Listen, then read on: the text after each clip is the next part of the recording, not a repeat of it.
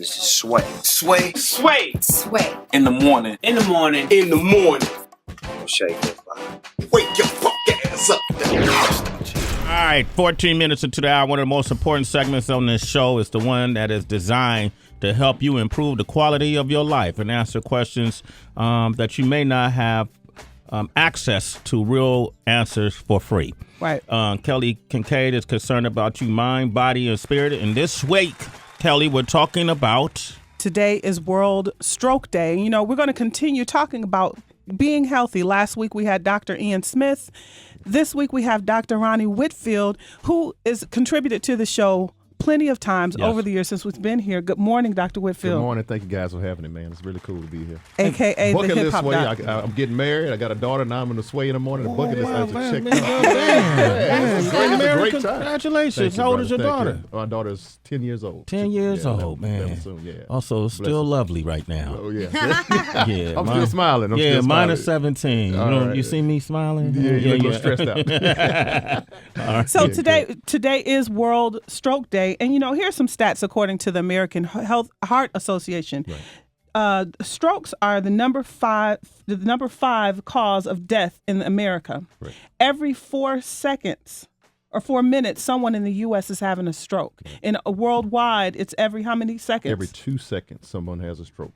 Every 2 seconds? Yeah. Every 2 seconds. So in the time that we've been on this mic, a lot of people will have a lot of people have strokes. Yeah. And the thing about it is, Sway and Kelly, these strokes are largely preventable and treatable. But we got to get the word out. Right. So the American Heart reached out to me, and I've been trying to do a song. As the hip hop doc, I always want to do a song that would be on a global scale. Who would love to do a song with Drake, Jay-Z?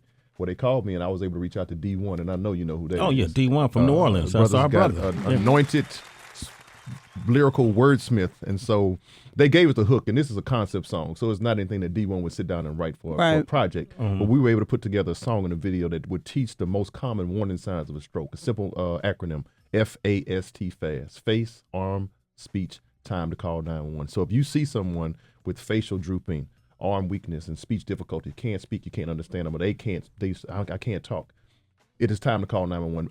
In the communities, most people will not call the emergency room. They will go lay down, take an aspirin. But if you don't get to the hospital within a certain window of time, there's clot-busting medications and medical devices that can be used that can reverse the signs of the stroke. So we've got to get to the hospital quickly. And you stated that there are warning signs, because when I hear people who had a stroke, I always say, but they knew something was going on before. Right. We've seen in the media Lamar Odom had a stroke. And I've always seen a lot of men in the media.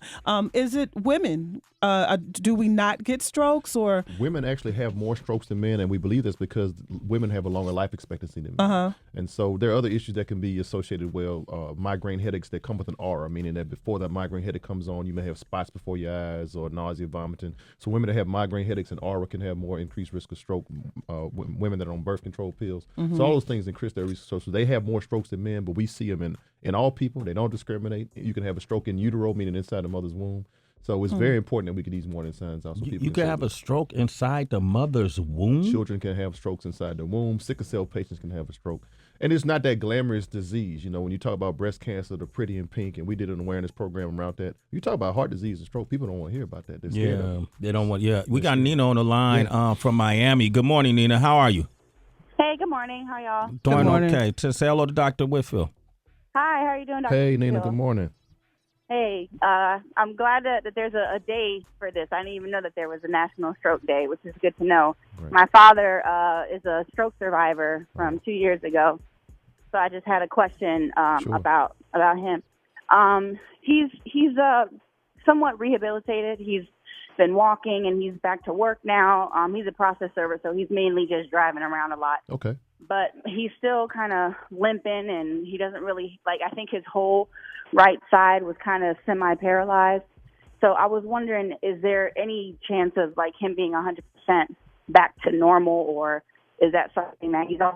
There's always a chance, Nina, because we're not able to access or use every part of the brain. But when you have a stroke, and it is the world's leading cause of disability, sometimes those deficits remain. So what happens in a stroke is that you're losing blood flow to a part of the brain permanently for enough time for that area of the brain to die. So you lose the ability to walk, smell, taste, see, and it can be mild or it can be severe or it can be moderate in the case of your father. So he needs to continue with his rehab, exercising, of course, maintain a healthy diet. Because one of the number one causes for a stroke is having a previous stroke. One of the risk factors for a stroke is having a previous one. So he's still at risk for another stroke. So he's got to continue doing the things that he's doing to remain healthy. That's interesting you say that, because when my father passed in 2009, in 2008, he had a stroke. Wow.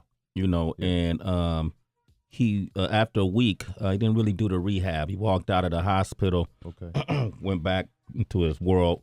And a year later, he had a massive stroke that ultimately led to his demise.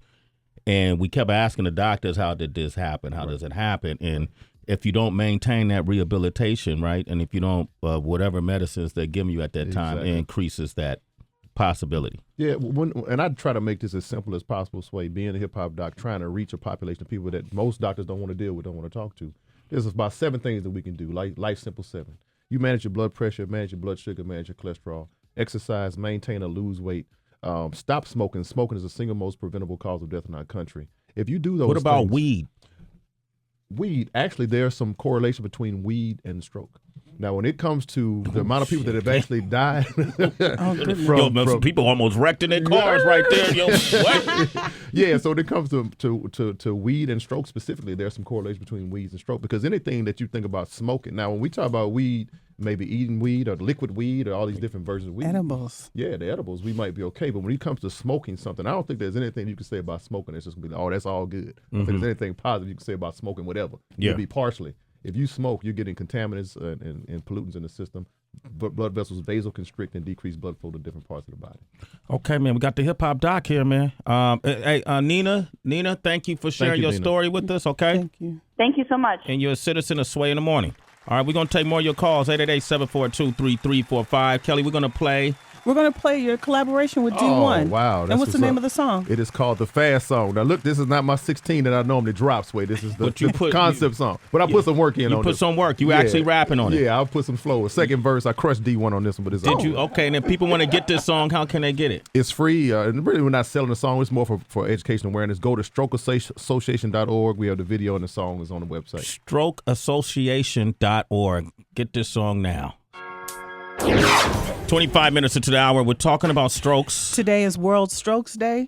We have Dr. Rani Whitfield here talking more about strokes, the warning signs, and interesting stats. You know, according to American Heart Association, about 800,000 Americans suffer a new or reoccurring stroke each year. And you were talking about your father, Sway. And I know a lot of people listening have had either someone in their family or friend who has had a stroke or, been witness to it. Is there an age range with strokes? Advanced age, as we get older, above age 55, we start to see more strokes, obviously. But as I said earlier, it can happen at anyone at any age. I see strokes in 20s and 30-year-old patients.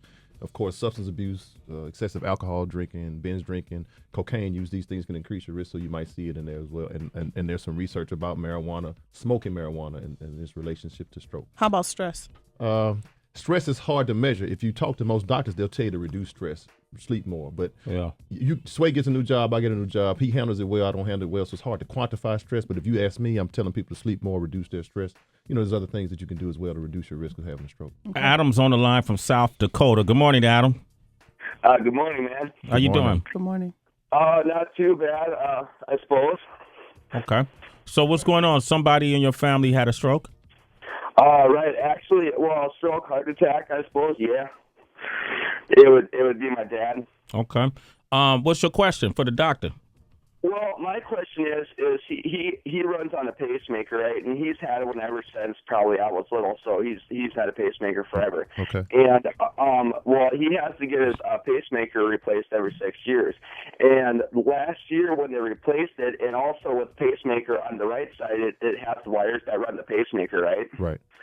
Well, when he got his pacemaker replaced, they told him that the wires should be fine, that they shouldn't give out. Well, the next day he just went back to work. He wasn't supposed to, but he went back to work and was just doing paperwork on his desk, and his eyes rolled in the back of his head, and they had to call the ambulance, and he went back to the hospital where he got his surgery done. Well, then they said, I guess we should change the wires because the wires shot out. Right. and it's like, wow, man, it was pretty devastating stuff, you know. So what's your question? Do you have a question, Adam? I suppose not. No, I guess. You wanted to share your story, but man, I'm sorry to hear about your dad. And this question, what he's saying is could probably lend to the question of people who are around family members who have strokes. Right. Because it's hard on everybody's affected. What advice would you give them? Like, say in the case of him and his dad obviously has other issues as well. What can we do for family members who haven't, had a stroke, or what can we do to take care of our family members? Well, the caregiver is often neglected, because they end up, you go from a working man that's taking care of his family, one day he can't walk, can't change his clothes, can't take himself to the bathroom. So it can be life-changing for not just that individual, but for the entire family. So we offer caregiver support. Again, there's a lot of information on strokeassociation.org that'll give those individuals places where they can go to get some support and help. So, look at him. I appreciate you trying to take care of your father, but definitely reach out if you need some help and support, because that's a tough undertaking for families, and it's usually the wife of that person or the husband of that person, family members. It can change the life. Adam, man, thanks for your call, bro. Yeah, you're welcome. Thank you. All right, you're a citizen of Sway in the Morning. We got Chad on the line from Tennessee. Good morning, Chad. Good morning. Yes, sir. How you doing? Doing okay, man. So your grandmother had a stroke? Yes, sir. She's had a stroke, and it's affected the left side of her brain, the left side of her body. She has a 14-millimeter mass on the back side of her brain. Wow. And I was wondering, is that mass going to cause further strokes? I mean, how's that going to affect her body and her, rehabilitating the left side of her body that she no longer has use for? Do you know what that mass is? Is it a brain tumor? Is it bleeding on the brain? Do you know what that mass might be? Sure. No, they just said it was a 14-millimeter mass on the back side of her brain, and that she also had blood clots on both sides of the arteries on both sides of her neck. On the neck. So she's got vascular disease in the neck. Carotid artery disease, as we call it. Sounds like she could have a brain tumor that's inoperable, so they can't get to it. If that mass continues to grow, obviously it can cause more problems with speech. And you don't have to have a stroke to have speech deficits. It could be something else causing the brain tumor. It could be affecting that part of the brain. Yeah. So that sounds like a pretty complicated case, brother. I hope that you are getting some help, or she's getting some help she needs. But I can't answer all your questions because I'm not quite sure everything that's going on with her. But does she have any other history? Hypertension, diabetes, cholesterol problems, anything like that? Cholesterol problems, and she has high blood pressure, and she's always, earlier in the show I heard you say, something about migraines, and my whole life she's always had migraines. Right, so she's got a lot of risk factors, which also portends the fact that you have a lot of risk factors, so you've got to be doing the right things to maintain your health, but definitely Godspeed to her, man, and make sure that you've got somebody helping and checking on her as well. Chad, are you on Twitter or Instagram? No, sir, I'm not. Are you on Facebook? Yes, sir. Okay, Dr. Whitfield, you on Facebook? Yeah, I'm on Facebook, Twitter, Instagram. So check me out at the Hip Hop Doc, at the Hip Hop Doc, THA Hip Hop Doc, and reach out to me, brother. Maybe I can give you some advice from a distance. Chad, reach out to him, and he could go more into detail. You could tell him more about what's going on with your grandmother. Reach out to him on Facebook. The Hip Hop. You spelled the D-A? T-H-A. Oh, T-H-A. Yeah, the Hip Hop. And then what degrees do you have? I'm curious. How much you pay for that education? Yeah, man. I'm trying to reach the people. Oh, okay. All right, yeah. Okay, great. And for everyone, Dr. Whitfield wrote a really good article in Huffington Post that came out on Monday that you can read, and you kind of break down the stats and your video and more just information on people who may not understand what F.A.S.T. and the warning signs for stroke are. Yeah, okay. Definitely. Hey, Chad, thank you, man. You're a citizen of Sway in the Morning. Thanks for your call, bro. All right. Thank y'all. I always listen to y'all. Thank y'all. Oh, thank you, man. Not a problem. This is a great conversation that I think we should continue online with the doc. And you guys hit him up. Hit him up directly and hashtag on Sway in the Morning and tell him you heard him on Sway in the Morning. Tell him again. That is at the Hip Hop Doc on Instagram, Facebook, and Twitter, guys. So please reach out to me if you have some more questions. And then Kelly. Yes, you can reach me on Twitter, Instagram, Kelly Kinkaid, Kelly Kinkaid. Thank you for joining us in studio. Finally. I know, finally. Bucket list. It's awesome. Done. And we will be speaking with you on another first day like we always do. And we're going to play the song Fast featuring you and Dee-1. Put that in the rotation. Okay, man. put it with, I got to earn this keep. But there's a video for it too. So That's if you right. want to see what the hip hop doc looks like getting turned up with Dee-1, Turned up. You got it on a YouTube channel or YouTube? Yeah, it's actually on the Heart Association's website and their YouTube channel. So American Heart Association's YouTube channel, definitely. Thanks for coming by, man. Thank you, guys. Appreciate it. Up next, man, we got Troy Ave. Troy Ave is returning to Sway in the Morning. You want to talk with Troy Ave, 888-742-3345. Troy Ave. Troy Ave. It's all about the money. Company, and I love it because the thrill's cheap.